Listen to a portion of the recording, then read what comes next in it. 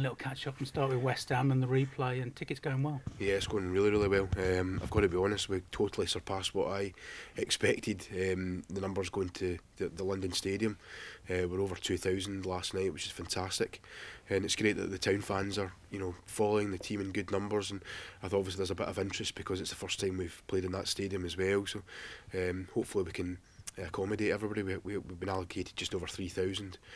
So as of this morning, there were 1,000 left. But hopefully we can continue to sell them the way we have been.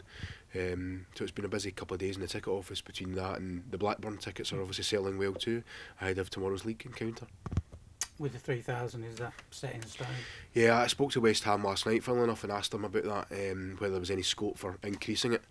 And unfortunately, just the way they've actually sold tickets others round about us, and there's quite a bit of work actually to move any barriers and things like that. So it's not just quite as easy as I hoped it might be. So hopefully the 3,000 will be enough. I'd like to think it's great that we've got the 1,000 left, but hopefully we can sell them out and or nobody's missing out in the game, which would be disappointing. If there are empty seats. They did actually say to me today that it's at the moment they're looking at about 30,000, including our tickets. We've given them the go ahead to give out 5,000 to underprivileged children and that kind of thing in their area. Again, just to try and make the atmosphere better as well. It's a 57,000 seater stadium, and I think none of us need a half empty stadium. As long as all the kids are shouting for Shrewsbury and not West Ham, we'll be quite happy. I suppose touching on Blackburn there shows the demand for that in a way, and us being proactive for once, getting more tickets in. Yeah, no, it's good. What do you mean for once? No, I think we're delighted that we sold. I think it was initial 850 that was sold, and we got another 400. To be fair, Blackburn, they said they would send them by 10 o'clock, and they have. So hopefully we'll take good numbers again to the game tomorrow. Obviously, there will be a pay on the day as pay on the gate as well.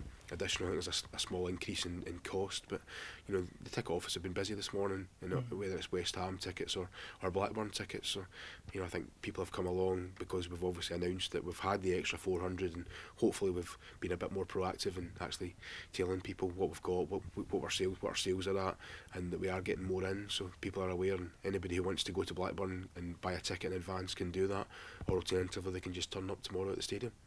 With the FA Cup run as well, always with these things an extra income to the club, and with the FA bits and the TV money, people are quite transparent at looking how much we're bringing in. Yeah, I mean the home game's obviously going to be, it's quite profitable, especially with the TV. I think I've spoken before about what the home game will probably do, and although I've not got the final figures yet, I would guesstimate that we'll probably make about 35,000 out of the half gate. Obviously West Ham get 45%, they get their costs, we've got our own costs, and then there's obviously the VAT, and 10% goes to the FA. So the TV kind of made it really worthwhile, made it financially worthwhile, shall we say. The replay is a difficult one because I had in my head on Sunday night how much we would possibly get from a half gate or a 45% that we'll get from the gate receipts. But then when they come in with the pricing and that, and I guess at the end of the day it's important that the pricing's right as well, because we want our supporters to be able to go, we want their supporters to go. The last thing any of us need is, as I said before, is going and playing in a less than half empty stadium. So at least we're over the halfway point now, which is good. So I mean the fact that they've come back with the prices, and I've got to be fair, West Ham have been fair to us on this.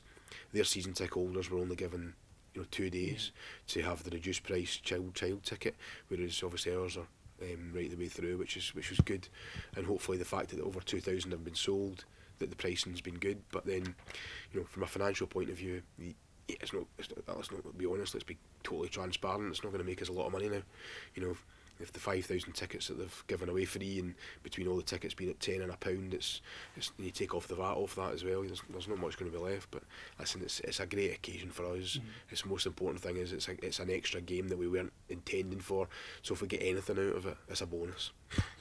The other game as well, with big games, sort of highlights a few of the issues with the ticketing system, both online and over the phone. So something that needs to be looked into. Yeah, it's frustrating the life out of me, I've got to be honest with you.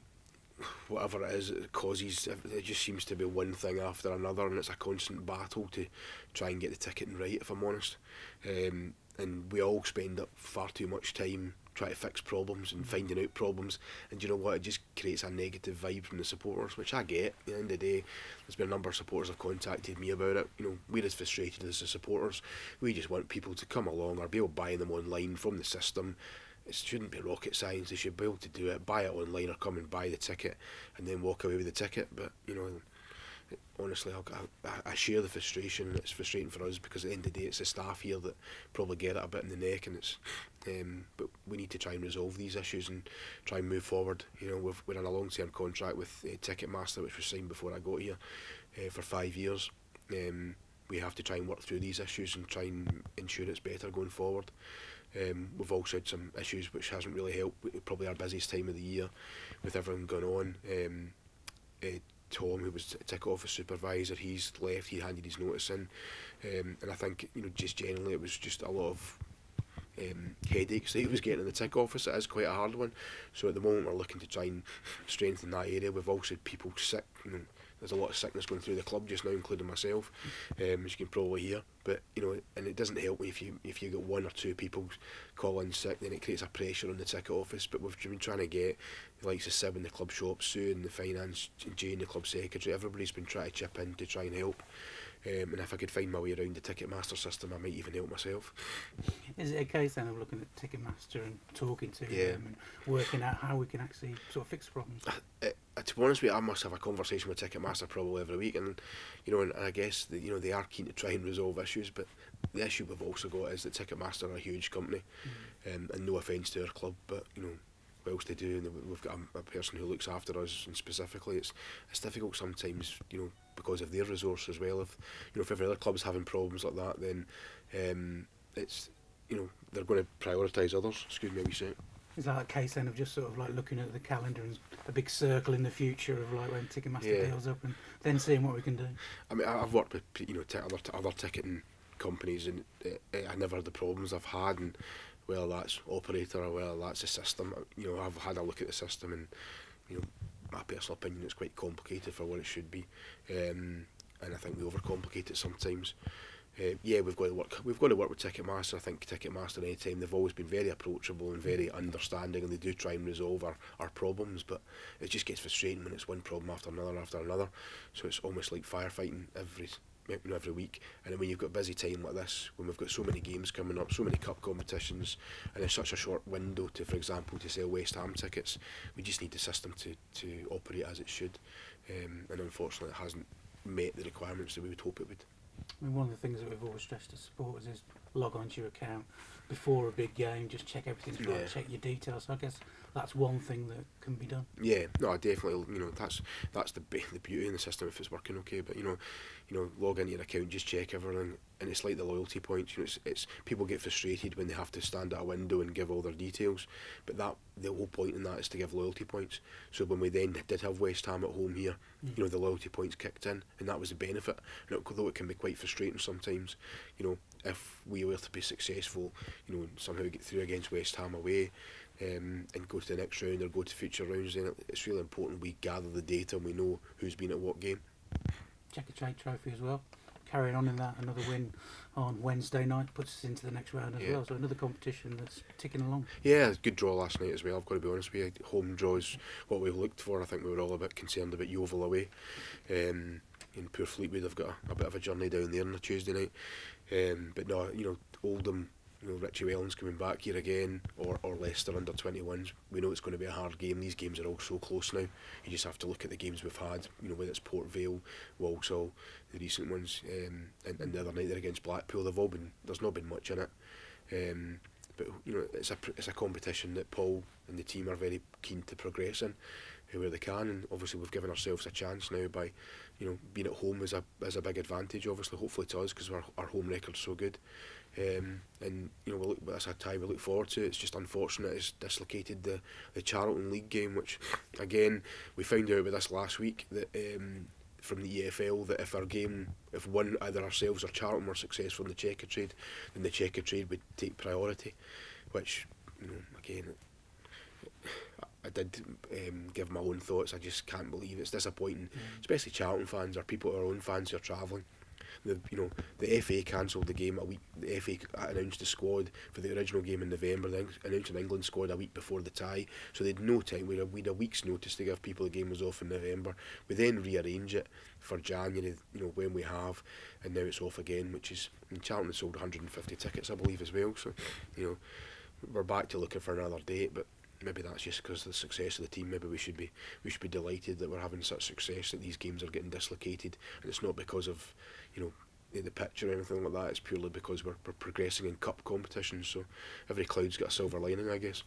I suppose for the EFL as well, they've got a competition which gets bad publicity. Some of it's getting better, and there's another thing to sort of hit them with. To be fair to them, they have come back and tried to explain it. I just wish they hadn't allowed us to even fixture the game for that week. If they'd said to us, look, we don't want you to play that weekend, pick another one midweek.